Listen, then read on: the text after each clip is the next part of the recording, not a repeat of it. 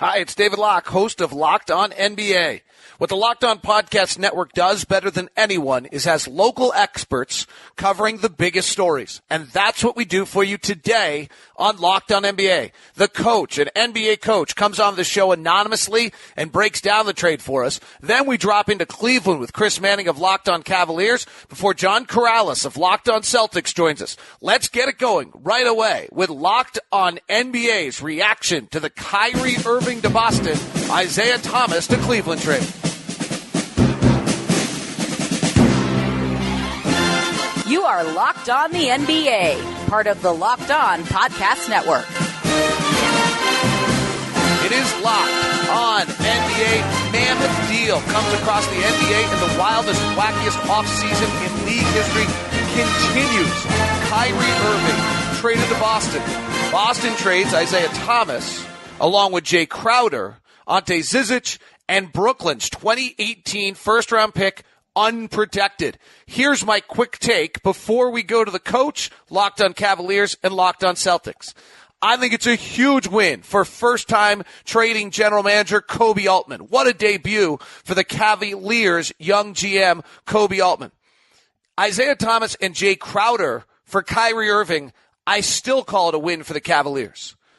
Add in the possibility of Ante Zizic, who was not very good in the Summer League, and the Brooklyn first-round pick, and it's a huge win for the Cavaliers. To me, it must have been that the situation with Isaiah Thomas's contract was so significant to Boston that they really, they needed to get out from under that as much as Cleveland needed to get out from underneath the Kyrie Irving deal. Isaiah Thomas last year was remarkable, better than maybe people realized. His pack rating, which is my offensive metric, points above average created, was second best in the NBA, only to that of Kevin Durant. He was ahead of Steph Curry. He was ahead of James Harden.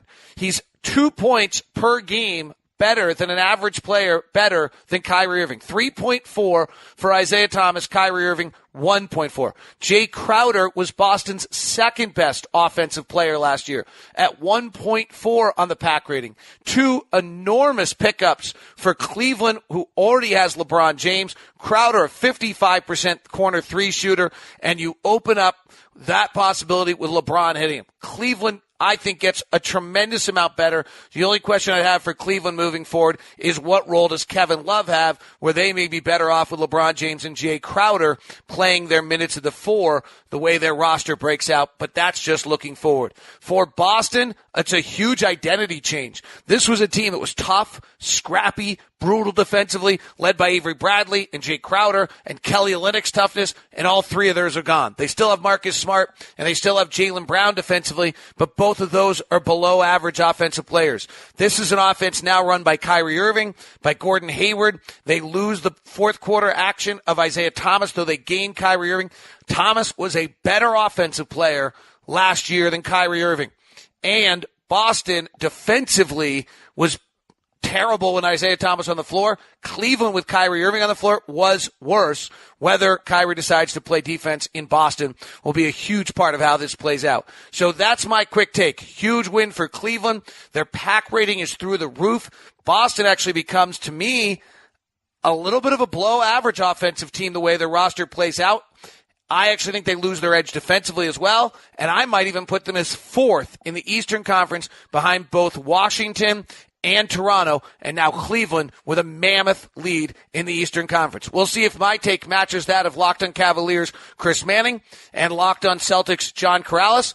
But first, we're going to head to the coach, an NBA coach who comes on the show anonymously and gives us his breakdown. Today's show is brought to you by SeatGeek. Use the promo code LOCKED and you get $20 back on your first purchase from SeatGeek. Why do I use SeatGeek for everything I need? One, I love the search feature. If I want to go to a show somewhere across the country and want to see where the best prices are, Hamilton's a big one in our family, maybe even go see my favorite band, U2, I can just search and get a look. If it's something locally, I can set a price alert for an upcoming day. But most of all, I know that all of the tickets from all around the area are in one compact place for me right there on my SeatGeek app. Download the SeatGeek app. When you go to the event, you'll see multiple different tickets from different brokers. You don't have to worry about trying to find out who has the best deal. Then SeatGeek has their proprietary ticket score system. That puts a number value on every ticket and how good a deal it is. You don't want a 23. That's a red circle. That's a bad. You want an 87. You want a 92. Good deals available for you if it's for an upcoming college football game or pro football game. And then finally, it's secure and guaranteed on your phone. So download the SeatGeek app, go to the settings tab, enter in the promo code LOCKED, and you'll find out why I use SeatGeek as the best place for your tickets. Today's show brought to you by SeatGeek with the promo code LOCKED, giving you a $20 rebate. Coach, let's just start. What's your reaction? Well, I think my first reaction is the NBA is the gift that just keeps on giving. Here we are late August, and you'd think this would be NFL season time, and all of a sudden the NBA and the Celtics and the Cavaliers are breaking news everywhere. All right, let's get to it. Do you see the most of the media sees it as a huge win for the Cavaliers when you combine Isaiah Thomas, Jay Crowder, Ante Zizic, and the Brooklyn first pick for Kyrie Irving? Do you see it the same way? I don't know if I see it as a huge win. I think I would, after I went through the pluses and minuses of it, after it all broke and kind of looked at their rosters, I think it's probably a short-term win for the Cavaliers for a number of reasons, which I'm sure we'll get into in a few minutes.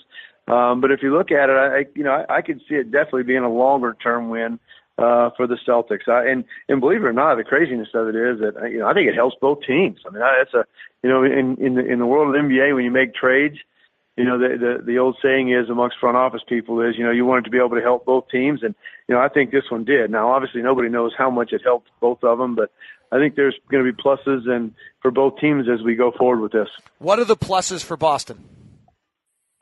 Well, the first thing you're dealing with is, as great a player as Isaiah Thomas is, there's some holes there, and they have him at an unbelievable number, but he's going to get paid after next year, and as great as he is, and don't take this as a negative, but you got a 5'8", basically scoring two guard that's the best player on your team, and you're going to have to invest millions and millions of dollars in him for a long-term period after this year. So being able to bring Kyrie Irving in, who's obviously an all-star, and having him for at least 2 years, and hopefully creating a winning culture with him and keeping him, I think that's a long-term plus for the Celtics.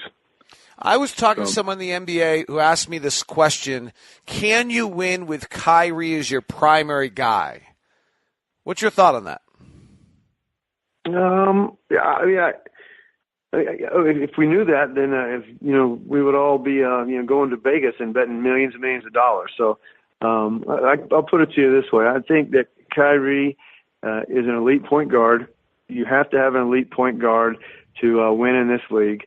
I think he now has something to prove because of the way things went down in Cleveland. You remember now, he's also been in the NBA Finals the last 3 years, so it's not like he hasn't done anything in this league. So he's a really, really good player, but he's the one that kind of facilitated this. So he has something to prove. So he's going to be terrific. He's going to go there with a chip on his shoulder. And so the answer would be, I would think that it helps their team in the long term to be able to win a championship as more as it would having Isaiah Thomas there. Probably a big beneficiary of it is one of the biggest beneficiaries of this trade is probably Gordon Hayward, the new player, the new number one player for the Celtics, because he now, he's used to kind of playing in a system where the ball moves, and Isaiah is not necessarily a facilitating point guard. He's a scoring point guard, and Kyrie does that quite a bit more. So it'll be interesting to watch it play out. You think Kyrie is more of a passer than Isaiah? Yes, I do. And Kyrie's more aware of his teammates than Isaiah? I think that's probably the best. I think both of them, obviously the numbers are, they're going to pass the ball when they have to. It's just Isaiah's personality, and when we get to why it's a benefit for Cleveland, so this can be one of my points, is Isaiah is just a killer.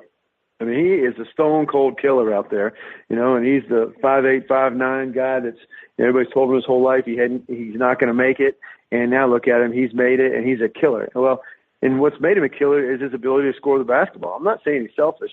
I'm just saying that's just what made him, that's who he is as a player, and I don't mean it as a negative at all, but I think Kyrie has that same thing, but Kyrie is more aware and has gotten his greatness to this point being more of a true point guard. Now, I'm not saying he's a true point guard, but being more of when you're talking about the comparison between these two guys that we just had this blockbuster trade on. I think Kyrie's fascinating in this sense. He goes to Cleveland right after LeBron leaves.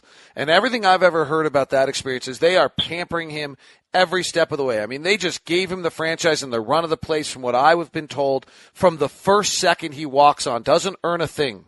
Then LeBron comes back, and clearly now we know he didn't really love having to go play second fiddle to LeBron, and I got word throughout the year last year that he was tired of LeBron, and that has come to fruition. That type of he's been raised in kind of a strange way. Can he evolve out of that? Well, I mean, I think it's called maturing and growing up, correct? Part of what makes him, part of that in his personality and what drives him makes him great as well.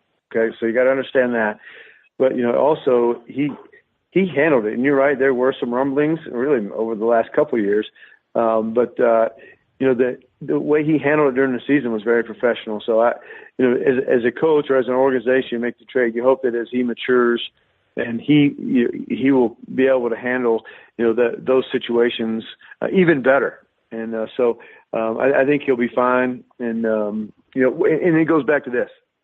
You got to remember, he facilitated this by coming or letting it get out that he had asked for a trade. So, it's kind of like, you're going to go be on your best behavior, when you get in trouble the next day at school. Well, he's going to have something to prove by going there. So if he can't handle it, then, they got bigger problems. Gordon Hayward and Kyrie Irving are both terrific. Isaiah Thomas was the second most efficient offensive player in the league last year behind Kevin Durant. Number 2 pack rating of my offensive system. Jay Crowder was incredibly efficient last season. Maybe a little bit of a spike in his career numbers, but that's a fact. He was. They lose their 2 most efficient offensive players in this deal. Is Boston good enough offensively with Kyrie Irving, with Gordon Hayward, with Al Horford, and then with almost every other guy, and really Al Horford's an average offensive player now, below average? Do they have enough offensive firepower? Well, that's part of the reason why I say that, I think Cleveland wins this in the short term. One, because Cleveland's still built to, play for the championship. I know people are going to speculate on what LeBron will do after this next year, but, the NBA a year from now is like a decade away. I think long term, they've got some really, really good pieces. They got a great system with Brad Stevens. They'll figure it out. But as you mentioned before we got on here, I think Boston's now down to having only 4 players that played last year for them that will be in their rotation. So it's going to take in my opinion, it's going to take a while for Boston. I mean, they've just, I don't say they've gutted it, but you talk about retooling it. They've really retooled, what they had, which people forget. With all this going on, is they were the number 1 team in the regular season last year in the East. So the change that they've gone through after accomplishing that is just amazing. It speaks to Danny Ainge having a long-term vision. Final Boston question before we turn to Cleveland. I thought Boston was tough as hell. Jay Crowder, Avery Bradley, Kelly Olynyk, just Marcus Smart, Jaylen Brown, getting into you, just tough as hell. Are they still tough? Probably not as. I mean, because with those guys you just named off, I mean, that's a lot of those guys. Avery Bradley and James Crowder has made it in this league because of being able to play defense and being tough. And not to belittle the Boston defensive scheme, but it's kind of like great offensive players. If you're a great offensive player, you just got to put players in the right position to be good. Well, defensively, if they're great defensive players, you just got to kind of do the same thing. So. I anticipate them taking a step back defensively, just a little bit. I know they have a good system, back to what I mentioned, but you lose those guys that when they walk in the gym, they're thinking about making an impact on the defensive end of the floor. It sure does help you win in January and February and March, a lot like it did for Boston this past year. Now, to create a different offensive flow, which they've obviously done. With all the moves they've made, you just from their point of view and their perspective is you got to hope that you've balanced that, right.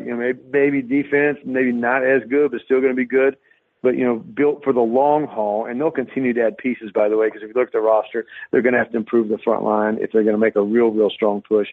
But for the long haul, you got to think that they've improved their offense with the pieces they have, and then they'll add around that. One of the things Cleveland's always done, in the last few years, is put great pieces around what they have. And Boston, I think now will have to kind of shape that a little bit as they go forward.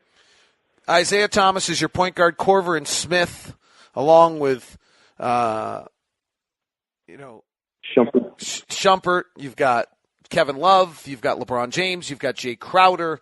You've got Tristan Thompson. How is Cleveland the superior team of the Eastern Conference now? And don't forget they have a backup point guard or a third-string point guard named Derrick Rose. I think talent-wise, you got to think they still are. I mean, they've really pulled one out here as far as avoiding the conflict that would have happened if they wouldn't have made a trade, right? I mean, that would have been a circus if they would not have made the trade. So that's probably the biggest thing they did to help put them back in the Eastern Conference Finals and the Finals was to go ahead and make this trade, as much as it may have hurt, with the Kyrie thing. But now you can get over that, and you can move towards playing basketball and trying to win a championship, as opposed to dealing with all the minutia that goes around, when a guy's asked for a trade and he doesn't get traded. So that's one of the biggest things. But if you look at their roster, they're loaded to win right now. Now, a year from now, if LeBron James was to leave, then you can see that thing crumbling quickly. But they weren't very good last year defensively. They added Jay Crowder, right? They traded an all-star point guard, but they got an all-star point guard back. Right? And obviously, the way the trade went down, everybody would think. I'm not saying that Isaiah Thomas is a better player than Kyrie Irving, but it's not like they traded Kyrie Irving and got David Locke back. I mean, they got an all-star back, so you can't forget about that. So they have added some pieces that make a lot of sense to them staying right at the forefront. And I know people are going to get excited about Boston, but in my personal opinion, I think they're still going to be great this year. I'm not saying they're not. But I still think if you made me bet right now, I'd say Cleveland's still going to be the odds-on favorite to get back to the finals and have a chance to compete with whoever comes out of the West. You're coaching the Cleveland Cavaliers. What's your ideal way to use LeBron James and Jay Crowder? As a 3 and 4 and maybe 5. I think you got to you'll see those guys playing the tandem, and it's kind of the old thing. They'll probably be positionless a lot when those guys are out there on the court. And you'll just kind of go with you could add Jeff Green. I mean, think about that. You and I talked about this in the finals, but Jeff Green, you can say what you want, but you could go with about. I'll say it. I'll say it. Both Jeff Green and Derrick Rose. I'll say it. Like number disasters, team killers. Yeah, but you also don't need them to play a lot of minutes. You can say it all you want, but I don't think they're looking at them to play 30 minutes a game. So they're looking at them to be able to. I'm assuming, obviously, without being in their planning strategy, but they just need those guys to be able to come into that second group and and give them just positive minutes. And I mean, if you look at them in that way, then I think it's probably an advantage to their team. I just think you'll see almost like not a 3 or not a 4. You just see a position with two guys out there just playing basketball together.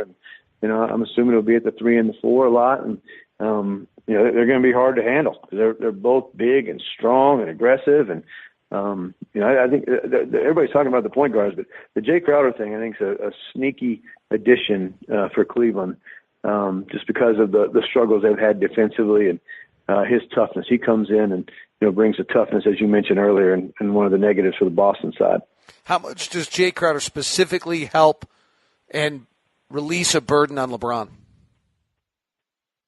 I think from a grinded out point of view, a toughness point of view, I think there was times that LeBron, especially this past year, has felt like he's had to be, that guy. And I mean, granted, he can be that guy, but it's just hard when you have to carry everything else. And I think he'll get to be the enforcer or the bully more, and let LeBron maybe kind of be the conductor, which I think would be a huge benefit for the freshness, both mentally and physically, for LeBron. I really thought last year.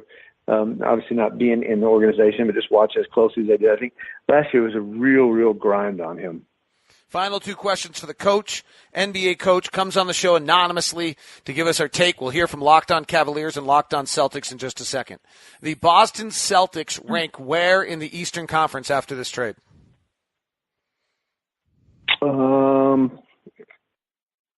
Second. Still above Washington and Toronto. Oh yeah,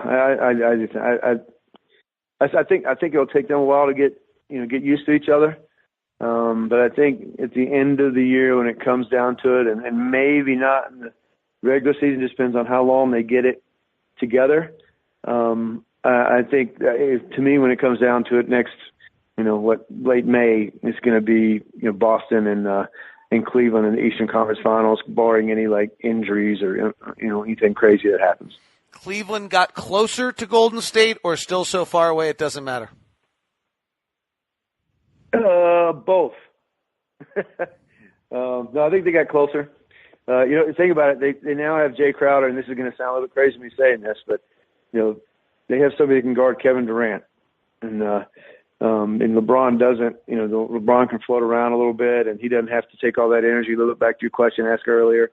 So I think they got closer. I do. I hope they did. If you look at, because as an NBA guy, sometimes you look at what Golden State has and you think, well, at least the next 2 years they're gonna be hard to beat because they still got everybody on a contract, barring an injury for them. So, but I think Cleveland probably got closer. And the one thing you're gonna have too is I think this maybe gives, who knows, there's speculation on what's going on with LeBron, right? But doesn't this kind of give LeBron I don't want to say a chip or I'm going to prove him wrong, or, this could be, even if he is thinking about leaving Cleveland, which I hate to even add to that speculation, because what he does in Cleveland, what he's done for that organization, what he's done for the whole area. But, even if it isn't, he's got a nice little path right here to say, you know what, you guys can do all you want. It's my team. I'm the greatest. He thinks about greatest of all time. He doesn't think about greatest right now. So you can see, and I know the way these great players think, you can see it's kind of set up for him to potentially just say, all right, here we go. I'm going to walk out on this thing, and whether it's my last year or not, we're going to just prove them all wrong because I'm going to show them I'm one of the greatest of all time. Coach, great insight. We appreciate it very much. Thank you very much for joining us on this Kyrie Irving trade podcast. Thank you very much, and hope you have a good rest of your offseason until Carmelo's traded, and then we'll talk to you again. Thanks, David. All right, special thanks to the coach. Gave us that great breakdown. I've given my take on this big, huge deal. Kyrie Irving to the Celtics for Isaiah Thomas, Jay Crowder, Ante Zizic, and the 2018 Nets pick. And we don't have all the details, but the latest as we're recording this is it's unprotected. Joining us now, who was on Locked On NBA last week as well, he's going to be on a few times. Chris Manning, Locked On Cavaliers. Well, we said it was never a quiet offseason for you. This is definitely not quiet. Big move. This has just come down. We're recording this minutes after it was official. What's your take, Chris? This is huge, and this is the biggest, best possible return the Cavaliers could have gotten for Kyrie Irving. I think if you look at what they're getting here, you can check every single box that they were looking for in this trade. Number one, you're getting Isaiah, who can be a one-year replacement for Kyrie, and as long as his hip's good, he's going to be very productive. You get Jay Crowder, who is a perfect complement to LeBron, can defend all these positions, and a great contract. You get Zizic, who's a really interesting young piece. The prize of this deal, of course, is that Nets pick, because the Nets are going to be awful. From what we know about that 2018 draft and what from people that are smarter than me about the draft tell me, that draft is incredible. That is Michael Porter and Luka Doncic and all these different players that I'm certainly forgetting right now. The Cavs are going to get their potential post-LeBron star. They're going to get a guy who can play with LeBron this year, two guys who can. They get another young player in Zizic. This is, if you had to trade Kyrie, this is the best possibility you could have gotten. Just getting the Nets pick alone is an incredible return for Kyrie Irving. The word, and we don't know everything yet because it's all kind of happening as we speak, was that Jason Tatum was the big piece. Do you feel as though what Kobe Altman, the new general manager for the Cavaliers, decided was, fine, if you're not giving me Jason Tatum, that's fine, but I have to get a piece for the future if I'm doing this deal? I think so. I think that was the thing that, from everything I know, from what else was reported, that was the thing the Cavs wanted the most in this deal. You're looking at a team that really wanted someone to give them insulation in case LeBron James did decide to leave, in case they had to rebuild if he were to leave for another city next summer. I think, in my opinion, I think this is a better scenario than getting Jason Tatum. I think if you get the 2018 pick, you're getting the chance to get a number of incredible players, and you're going to get to pick who you really want. I think Tatum's fine. I think he's not someone I necessarily love from catching him on scouting, and I don't necessarily know everything about him, but I think you'd rather have that Nets pick. That could be the top pick. And we know all the guys in that draft that are all highly rated. It's supposed to be a very top-heavy but very good draft. I think you'd rather have the Nets pick because it's the most valuable asset. It's going to give you the chance to rebuild from day one, and maybe the selling point of that young star is something that can help you keep LeBron as well. All right, we'll talk about the LeBron factor in a second. Chris Manning, Locked On Cavaliers, local expert on the biggest stories. That's what the Locked On Podcast Network is all about. You can subscribe to the Locked On NBA channel as well on your iTunes. You get all of them coming to you. You can tell Alexa to play the Locked On Podcast NBA channel, and Alexa will do it for you. All right, so now the starting lineup is something of Isaiah Thomas, J.R. Smith, Kyle Korver, Crowder, LeBron, Kevin Love, Tristan Thompson. I mean, there are a lot of different pieces here to play with. What do you think this does with Cleveland? And then most importantly, does this make them the favorite in the East? Unquestionably, you doubted a little bit the other day when we chatted on Locked On NBA. Yeah, I think there's still a chance. Boston, Kyrie is a sensational player, and I think he's better than Isaiah, and I think he's going to be sensational in Boston.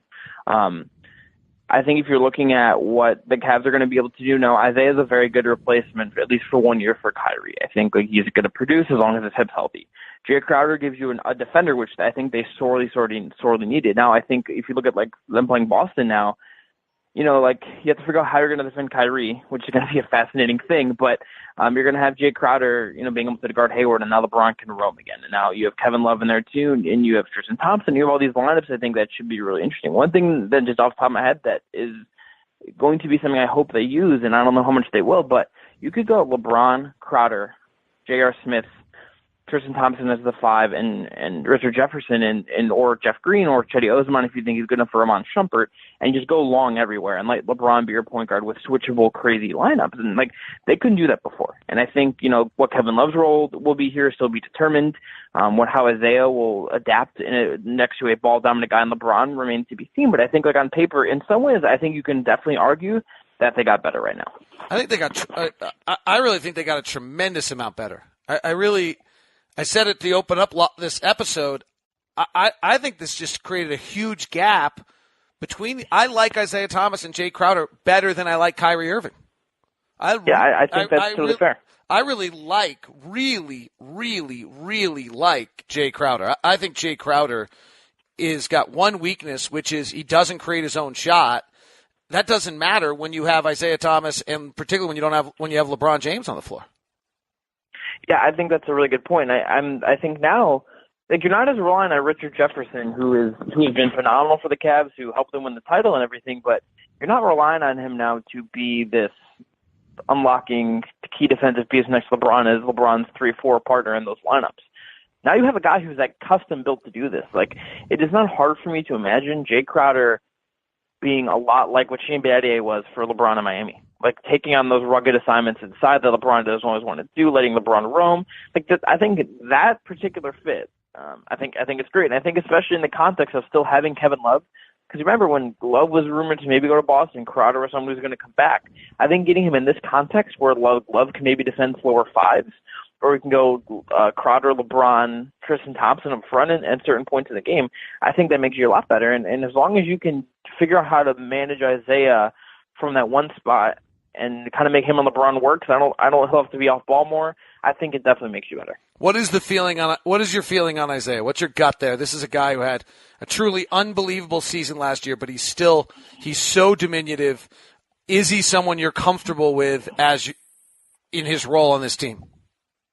I think so. I think I think you'll have to see how his hip is. I think you'll have to see how comfortable he is off ball. I don't have the numbers yet. This is all, like you said, just happening, so I haven't got the chance to see what he was like off ball. But one of the underrated things about Kyrie's time in Cleveland was that he was comfortable off ball. He's going to have to defer to LeBron. I think he'll have to figure out how he's going to work defensively for sure. But I think at least for this 1 year, I'm hesitant to give him a lot of money next summer. I think any team should be. I think you have to worry about all these factors with him. And Kyrie certainly is younger and has more upside still. But I think if you're for the 1 year that you're looking at that he's still signed with the Cavs, with his ability to score, with his personality, with what I think he can do, I think it's a good 1 year thing. You see how it goes, reevaluate them. But I think like the beauty of this deal for the Cavs is you got win now pieces. You got pieces that can help you 5 years from now, and I think that's kind of what they're looking for, and it shocks me that they got something that just feels so perfect for what they're looking for in exchange for Kyrie. I got asked this question by an NBA exec this week. I'm curious to hear your answer. Can you win with Kyrie Irving being your best player? I think so. I think there's things he has to improve on. I think there are things he has to certainly figure out, and I think he might have to buy into what Brad Stevens does more so than he did in Cleveland, but I think he's that talented. I think when he hits his peak, depending on how he irons things out, he's going to be a sensational player, and I think he's someone that could help you win at the highest level if he improves in the right ways. Do you think this changes LeBron James's plans at all, whatever those might be? You could argue right now that I think the Cavs can make a very good case for him now. If you're looking at, like, basically now what you're looking at is, I think the pressure was really on the Cavs to make a compelling case for him to stay. And, like, yes, maybe Kyrie is gone, but, like, if Isaiah's really good and they get him on a fair contract and that young player next year ends up being a stud, like, you guys, Jay Crowder, to do all this stuff for him on this bargain contract for the next, 2-3 years or whatever. Like that is a very compelling case, I think, for LeBron. I don't think we can know yet. I think there's so much that still has to happen. But I think if you're the Cavs, you can go to LeBron now and say, look, we got Isaiah Thomas, who we believe can produce just like Kyrie. We got someone who's going to enable you to not have to defend fours all the time. Like, this is going to really help you on defense. And then, yes, we got this 2018 pick. That guy we get next year should be able to help right away because he's going to be the number one pick.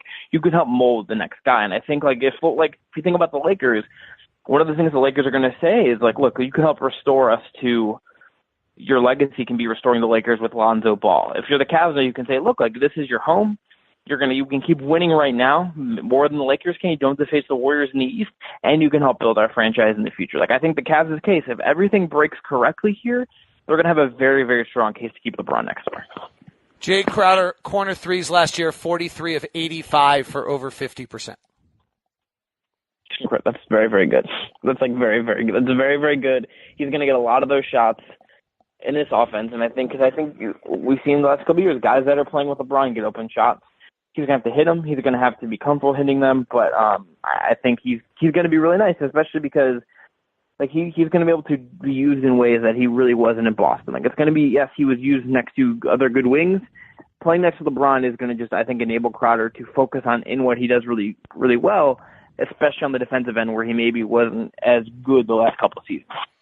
We understand. I think it's clear we both believe this made Cleveland even more of a prohibitive favorite in the East. Does it put them closer to beating the Warriors? God tells me, yeah, there's stuff they have to figure out. Isaiah defending Steph Curry is not going to work. I can already write that in right now in pen and not really worry about it. I can understand that in my possible finals preview already. But if you look at what Crowder does, he's going to give you someone that can help you defend KD. They can throw him out there on KD. That enables LeBron to do what I think is best for him in that matchup, and that's defending Draymond Green. That enables Tristan Thompson to maybe defend Draymond with LeBron on Iguodala and to stag off and do these things. Is Crowder going to contain Kevin Durant? No. And you have to figure out what you're going to do with Curry, and Curry just becomes that much more important. But I think defensively, if Isaiah can produce offensively in that series and not be run off the floor, that's going to be a huge question mark. But I think if the defensively in particular, I think they're already going to match up better because you're not going to be forced into situations where Richard Jefferson is your best LeBron option to defend KD. Jay Crowder, I love Richard Jefferson. He's still going to play a role on this team. I'm sure of that. I'm like, there's no doubt in my mind that Jay Crowder is going to help them just enormously defensively again in that Warriors series. And maybe it's not enough, but I think like you can talk yourself into believing that it's going to help quite a bit. He's Chris Manning. He hosts Locked On Cavaliers. It's your team every day. The experts on the local level covering the big-time stories on the Locked On Podcast Network. I don't know if you know the answer to this yet, Chris. Obviously, ton of great shows coming up for you with lots to talk about. This story will continue. Any plans specifically people should know about that they should grab at Locked On Cavaliers in the upcoming days?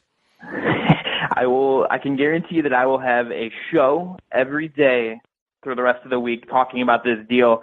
Hopefully going to cross over with the Locked On Celtics guys because they're going to have their takes on this as well. But I'm going to have people that I work with at Fear the Sword, people that cover the NBA at large. We're going to have a ton the next couple of days getting into every possible angle of this deal to talk about what this means in terms of basketball, in terms of what it means for the franchise. There's so much to come. And I get to talk about the draft again, too, which is something I hadn't thought I would do. But we're definitely going to get into that angle as well, as I know people are going to love talking about that 2018 Nets pick. Chris Manning, Locked On Cavaliers, thank you very much. Thank you, David. We've had the coach's take. Chris Manning was awesome. Now we go to Locked On Celtics to get their take. John Corrales joins us. We're now an hour after the news has broken, so maybe a little bit of digestion has taken place. John, what's your take? Well, my initial reaction was that they gave up too much. I am on the side that thinks Kyrie Irving might be a little bit on the overrated side. So I think that he and Isaiah Thomas are of equal talent. So if it was just an Isaiah for Kyrie swap, I was fine with that. I was on board thinking, Kyrie is younger. After Isaiah's extension, he will be making less money. So it made sense on a straight up 1-to-1. To add Crowder, I didn't like that. And to add the Brooklyn Nets pick unprotected, that's a tough pill to swallow. So my reaction really is that Danny Ainge has to know something that we don't know. He has to think that Isaiah Thomas's hip is going to be a problem long term, and he didn't want to give the money out to pay somebody like that. He's got to feel like that pick isn't going to be as valuable as we think, that Brooklyn might be better than we think, and it's not going to really add up to a top 5 pick. And he must think that Kyrie Irving is going to stick around long term and that he, under Brad Stevens, will grow and mature into an even better player than he is today. All right, you've just touched on it, and you've summarized a lot of kind of what I said early. The coach was a little different. Chris Manning kind of right on that of like the Cleveland got everything that they possibly wanted. They got a young piece for the future. They got a replacement for Kyrie. They've got someone to help LeBron, that it was a perfect deal for them. So what's the scenario where this is – why is Danny Ainge high-fiving his guys tonight? Why is it that Danny Ainge is fired up for this, do you think? Well, I would think that a number of reasons here. He probably is thinking that LeBron James is gone no matter what. Because there's no way – this was the linchpin of my whole argument all summer long when people were sending me this exact trade, Isaiah plus Crowder plus a young guy plus a pick. And I was saying this makes no sense. And I was fighting people all summer long because it makes Cleveland better. They now have Jay Crowder, who can legitimately give LeBron James a rest. He can sit down and Crowder can kind of handle that 3 spot for a few minutes without crushing the Cavaliers. So why would they do that? They must think that LeBron is gone. And if LeBron is gone, then you didn't really make Cleveland better, because without LeBron, they're not good. And then what they have is a younger guy who's under contract for less money than they would have been paying Isaiah Thomas. So he gets an equal talent player. He sacrifices the pick and a guy on one of the best contracts in the NBA, yes, but he's got young players behind him to kind of backfill the talent loss, and he's got a cap sheet that's a bit cleaner, and on top of it all, you can argue that he gets more minutes to guys like Jason Tatum and Jaylen Brown, who are really going to be the future of this team.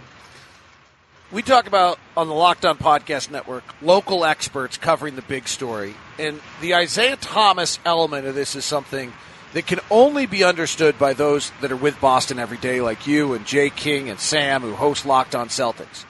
How much was Isaiah Thomas's future free agency an albatross for the Celtics, and that they're feeling an incredible amount of freedom that they just got out from under it? Well, if we're going to assume, we're going to work on the assumption that it was an albatross, then they probably feel really good that they don't have to pay Isaiah $25 to $30 million a year, and they get Kyrie at $18 million. So they can sit there and honestly say, we got a player who, at the very least, is as good as the guy we gave up, and we're paying him almost half of what he would have been making. So next year he's making $20 million, and Isaiah would have been making $30 million. So 2/3 of what Isaiah would have been making. So if you look at it from that perspective, they clean up their cap sheet a little bit. They don't have to pay that much money. That repeater tax is looming, and if they're not feeling like they're going to be a contender for the championship this year, why go into the tax any earlier than you have to? So from that perspective, from the business perspective, that may make the most sense. It's hard to kind of put all of those things together because we normally want to sit there and say talent for talent does this work. But the cap, the future tax, getting certain guys minutes, that all plays into things. It's kind of hard to take that all into consideration and kind of get inside Danny's mind. Is Boston better? I don't think Boston's better. They are about the same. This upcoming season, they're about the same, maybe a tick worse defensively because they've lost Avery Bradley and Jay Crowder, 2 of their 3 defensive stars along with Marcus Smart. Puts a lot of pressure on a guy like Jaylen Brown to step up defensively. Offensively, I don't know what Kyrie is going to be like playing next to Gordon Hayward and Al Horford. Horford is a big pass-first guy, so that's going to be great for Kyrie. Hayward, is a very versatile guy. He can kind of fit with everybody. Is Kyrie going to be more of a passer in this situation? Is Brad Stevens going to encourage him to be a more free-flowing offensive player and pass and cut and do those things rather than dribble the ball into the ground for 20 seconds of a shot clock? That's the thing that I need to see out of Kyrie Irving. Can he work seamlessly in a motion, free-flowing, pass the ball, cut, and set picks for one another type of offense? Because we know what kind of offensive player he is individually, but can he fit alongside those 2 other guys who are there long-term? I'm going to give you a 30,000-foot point of view. You give me the local feet on the floor perspective on it. I watched the Celtics last year. I thought they were tough as hell. Marcus Smart, Avery Bradley, Jay Crowder, Kelly Olynyk. They were tough as hell, and they were defensively elite. I think 4th in the league overall. You now lose Kelly Olynyk. You lose Jay Crowder. You lose Avery Bradley. You add Kyrie Irving, who doesn't play defense, nor did Isaiah Thomas. I don't know what I think of Marcus Morris as a defensive player. I don't really have an opinion. Gordon's better than people realize, but I feel like they've lost an edge. There was a battle to that Celtic team. Do you agree with that or not? I do agree with that. You had 2 guys in Crowder and Bradley that were unafraid of the moment and were not afraid to get up in people's faces. We saw confrontations. We saw Jay Crowder get up in John Wall's face, poke that finger in his nose. He's just not afraid of that moment. And I'm not saying that Gordon Hayward is or that Kyrie Irving is, but they're not that kind of player. They're not the grit and grind kind of player that we tend to love in Boston, especially. They are more finesse type of players. They're not banging with a lot of people. So the personality of this team changes significantly. Look, the Boston Celtics went to the conference finals last year, and only 4 players from the entire roster remain. They completely turned that roster over. So they have to forge their own identity. They've lost their entire personality. We don't know what it's going to be. So that there are a lot more questions about the Celtics this coming season. I opened the show with my take, which is I think Boston got considerably less good, largely out of numerics. Number one, I believe in PAC, which is my offensive metric. Isaiah Thomas last year was a 3.4. He was the second best player in the league behind, other than Kevin Durant. Kyrie Irving was a 1.4. Jay Crowder is a far better offensive player than he's given credit for. His PAC rating was a 1.6.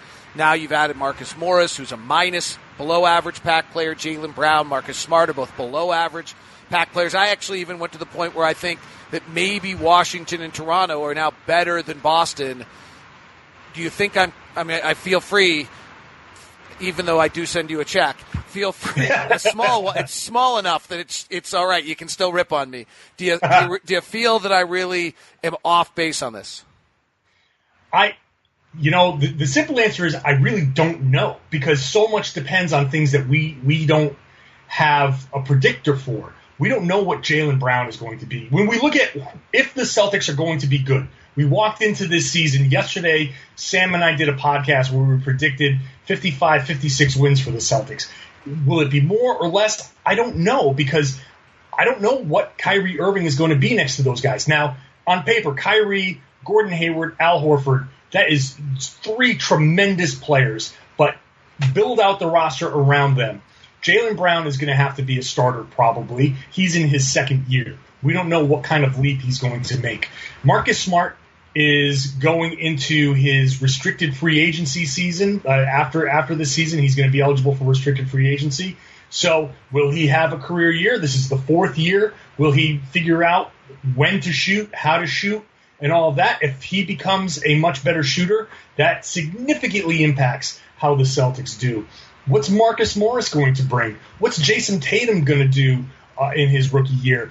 These are all questions that we don't know what the answers are. So it's hard to say. It's very possible that Toronto and Washington will be better than Boston this year. It's also very possible that some of these things will actually work out in Boston's favor, and Tatum will have a rookie of the year type season, and Jaylen Brown will take a bigger leap than is anticipated, and they can kind of stay where people expect them. But there are so many questions now where I can't look at what this roster is and definitively say they are better, they are worse. This is a trade that you're going to have to just wait and see how to judge it. What did Cleveland get in Isaiah Thomas? How much of the defense is truly a liability? How much can you still win with him despite that? I'm a fan of Isaiah Thomas. I think the defensive stuff is overrated. He doesn't stink on defense for lack of effort. I mean, sometimes, he gets stuck on picks, but everybody does every once in a while. He will work hard on defense. His problem is that he's just too small. So teams can pick on that, but he does try to outwork the opponent in that situation. He's not the complete liability in a team setting that people think he is. So I think that the defense shouldn't even be the focus. If his hip is healthy, then you're going to get a guy in Cleveland that is fearless, that will attack the rim and finish at the rim, as well as Kyrie Irving does a lot of the same things that Kyrie Irving does. Maybe he doesn't hit some of the spectacular superstar type of occasional offensive flashes that Kyrie shows, but he's still pretty damn close. And the one thing that he does do better than Kyrie, I think, is pass. He's a much more willing passer than people give him credit for. So he's going to be fine playing next to LeBron James. He's not going to be worried about the moment. And he's another guy, not afraid. Obviously, we saw him in the fourth quarters, just completely willing to take over in those situations. But again, defensively, I think the focus on that is so overrated because of his height. Yeah, he can get posted up, but I really don't think that costs the Celtics. I can't think of many games where his defense cost the team a win or a loss. He's John Corrales. He and Jay King combined for Locked On Celtics along with Sam Packard. They do great work. You can read all the stuff at Red's Army. You can read Jay at Mass Live. What do you got coming up on Locked On Celtics this week? Well, obviously, once we're done here, I'm going to get Sam on the show. It's funny. it's Jake King's birthday today, and he's off on vacation celebrating his birthday. And every time he's off the grid, the Celtics do something major. It's pretty funny. But Sam and I are going to record the podcast tonight, reacting to this, and then Chris Manning and I are going to get together tomorrow to kind of talk to each other and talk us through these things, so we can get a good long half-hour, 45-minute crossover show to kind of walk each other through what the other guy is getting. There's nobody else that can do what we're doing. Locked On Podcast Network, special coverage for you. And Josh Lloyd's Locked On Fantasy Basketball will be starting his season previews coming up very soon. So make sure you subscribe to that. It'll have a fantasy twist on it, but they're great breakdowns of every team, and that'll be starting here shortly on Locked On Fantasy Basketball as well. This has been Locked On NBA, breaking down the huge Kyrie Irving deal. Thanks to the coach for his analysis, Chris Manning on the Cavs, and John Corrales, part of Locked On Celtics, with us here on Locked On NBA, part of the Locked On Podcast Network, your team every day.